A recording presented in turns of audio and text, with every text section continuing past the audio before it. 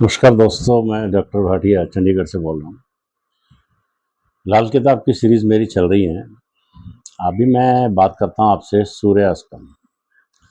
अष्टम का सूर्य क्या है कि वैदिक में तो लिखा है कि सूर्य चंद्र को अष्टम होने का दोष नहीं लगता, लेकिन सूर्य अष्टम में जातक को काफ़ी तकलीफ देता है।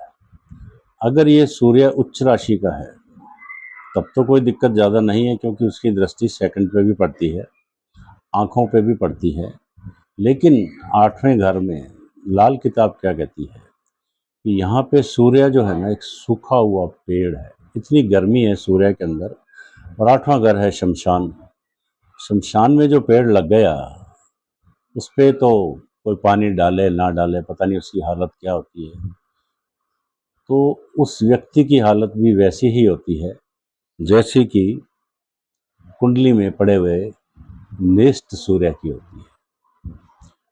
सूर्य 8वें घर में बैठ के बुखार, स्पाइनल कॉर्ड के रोग, हड्डियों के रोग, नेत्र के रोग देता रहता है। खासतौर से जिनको साइटिका की प्रॉब्लम है, L4 L5 की वजह से कुछ प्रॉब्लम्स आती हैं, ये सारी प्रॉब्लम सूर्य देता है। मान सम्मान में कमी करता है।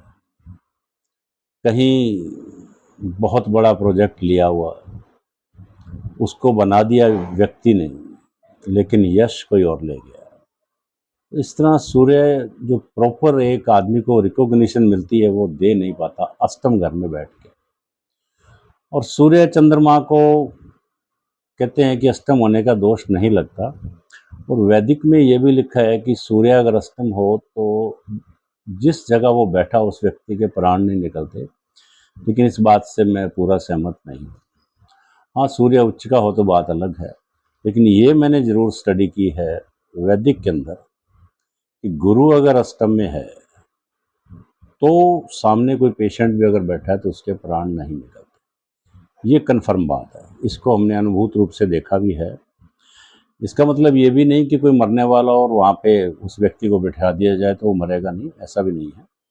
लेकिन जो मरने वाला है उसके प्राण कैसे निकलते हैं, किस तरह से आसानी से उसकी मौत होती है, उस चीज़ पे डिपेंड करता है।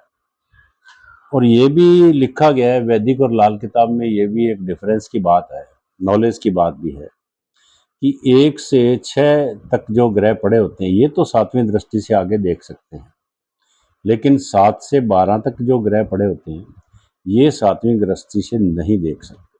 सिर्फ अष्टम में बैठा हुआ सूर्य या अष्टम में बैठा हुआ कोई भी ग्रह वो एक सेकंड घर को दृष्टि दे सकता है। ये मेरा अनुभव है और ये बिल्कुल सटीक अनुभव है।